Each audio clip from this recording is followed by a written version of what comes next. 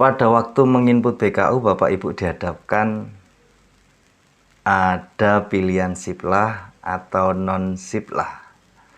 Bagaimana penjelasannya? Sebelum itu kita intro dulu.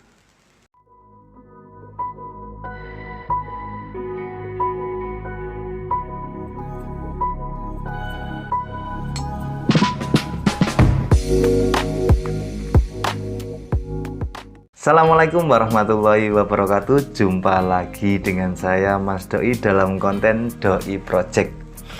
Di pada kesempatan kali ini Bapak Ibu, saya akan memberikan tutorial bagaimana kita milih siplah atau non siplah. Tapi sebelum itu saya ingin menyapa Bapak Ibu guru semuanya yang ada dimanapun. Dan tentunya doakan yang terpanjatkan dari saya, mudah-mudahan Bapak Ibu guru semuanya diberikan semangat, mendapatkan umur panjang, serta mendapatkan rezeki yang halal serta barokah.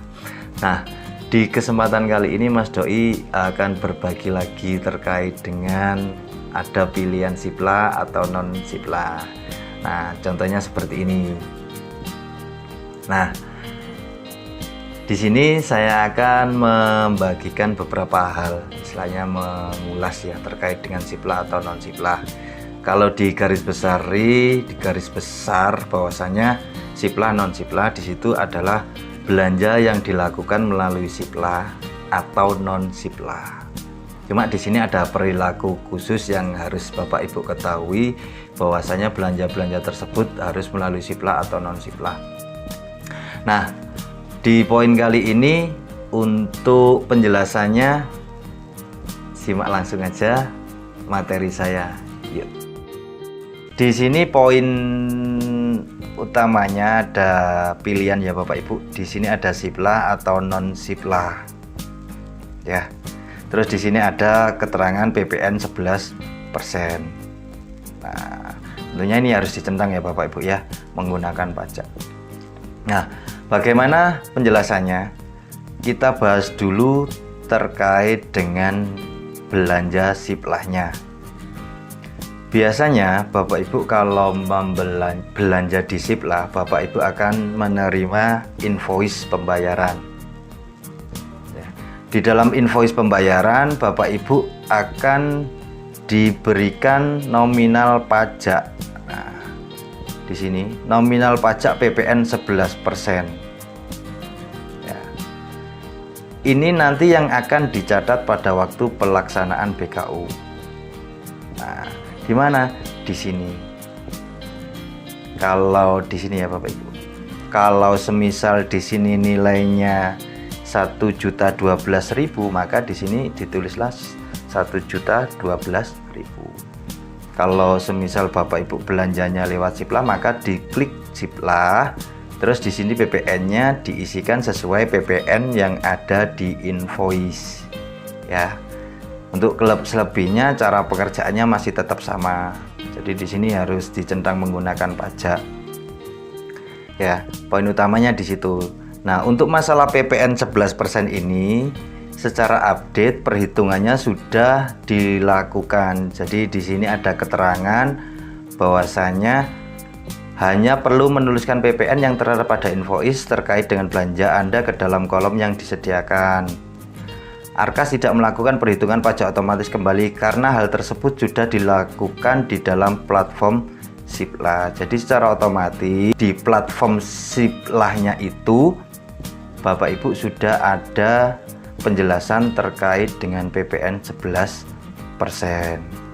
sehingga ini tinggal dimasukkan saja ke dalam keterangan PPN 11%, diisi manual berdasarkan besaran PPN 11% pada invoice siplah, ditaruh di sini ya.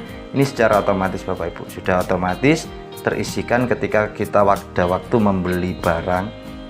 Dan PPN ini tertera otomatis karena di siplahnya sudah ada sistem yang mengatur atau sistem yang merumuskan lah ya, istilahnya merumuskan terkait besaran pajak yang akan diterima. Seperti itu. Ya, cukup jelas Bapak Ibu terkait dengan pajak yang harus diinputkan ke dalam BKU diambilkan dari invoice yang sudah dilakukan pembelian melalui SIPLA. Nah, manfaat invoice yang sudah terhubung ke dalam SIPLA, yang sudah invoice yang sudah otomatis untuk pengisian pajaknya, Bapak Ibu sudah tidak perlu lagi menghitung besaran-besaran pajak lagi, sehingga memudahkan Bapak Ibu melaksanakan atau menginput pajak ketika belanja pada waktu ada di SIPLA. Lantas bagaimana ketika kita belanja tidak melalui SIPLA? Apa perbedaannya ketika belanja lewat SIPLA atau non SIPLA? Yuk langsung aja kita simak penjelasannya belanja yang tidak dilakukan melalui SIPLA. Untuk belanja non SIPLA, Bapak Ibu di sini ada penjelasan bagi satuan pendidikan yang berbelanja kebutuhan di luar SIPLA, baik melalui marketplace lain atau secara luring tatap muka. Berikut perhitungan perpajakan yang perlu Anda ketahui di dalam SPC tunai atau non tunai BKU Arkas. Nah, pada waktu pelaksanaan penginputan BKU, tentunya Bapak Ibu mengklik atau mencentang ya. Di sini dituliskan non SIPLA. Seperti itu ya, Bapak Ibu. Ya, bedanya tadi kan kalau di yang menggunakan SIPLA dicentang SIPLA, kalau di sini non SIPLA. Nah, di sini yang perlu menjadi catatan penting yaitu yang pertama catatan centang pilih satu non SIPLA saat membuat SPJ satu kegiatan. 2. Pilih rekening yang sesuai. 3. Pilih kegiatan yang sesuai. Nah, di sini yang poin 4. Pajak akan secara otomatis dihitung oleh sistem dan tidak dapat diubah secara manual. Oleh sebab itu, Anda perlu mencermati rekening belanja dan kegiatan saat memasukkan perencanaan ke dalam Arkas. Jadi, perbedaannya ya, Bapak Ibu. Kalau non SIPLA di sini kalau kita centang pajak, maka otomatis PPN 11% ini akan terisi dengan sendirinya. Maka secara nggak langsung Bapak Ibu akan membayarkan pajak di keterangan PPN di sini. Seperti itu. Nah, perbedaannya di situ aja sih Bapak Ibu. Kalau SIPLA, di mana perbedaannya? Perbedaannya di sini nih Bapak Ibu. Kalau SIPLA yang dituliskan di sini itu adalah dari invoice. Kalau non SIPLA maka secara otomatis akan terisi di dalam PPN 11%. Nah, di situ perbedaannya Bapak Ibu. Ya. Nah, sudah paham sampai sini?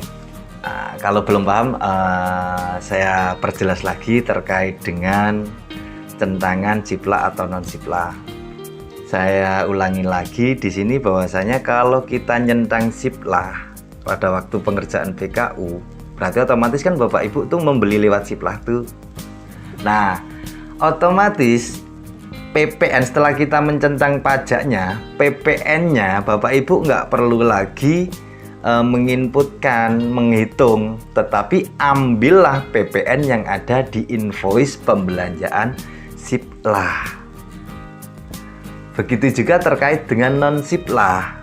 Apabila Bapak Ibu belanjanya luring atau tidak melalui SIPLA dicentang non SIPLA, ketika kita nyentang kita mencentang pajaknya, secara otomatis sistem Arkas akan menghitung besaran pajak yang harus dibayarkan.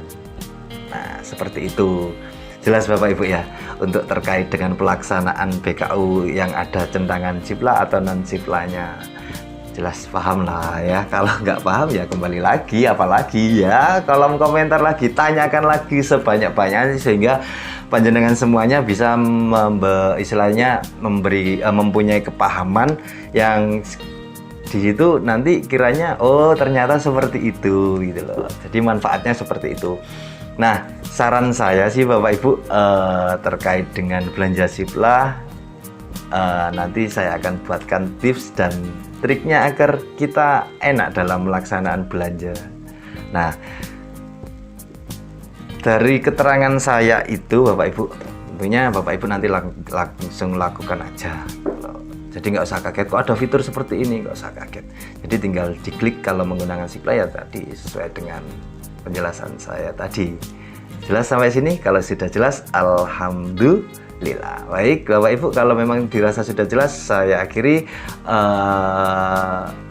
konten kali ini. Mudah-mudahan dapat bermanfaat kiranya untuk kita semuanya. Dan jangan lupa untuk like, komen, dan subscribe serta bagikan ke seluruh orang-orang yang membutuhkan. Baik, saya akhiri. Assalamualaikum warahmatullahi wabarakatuh.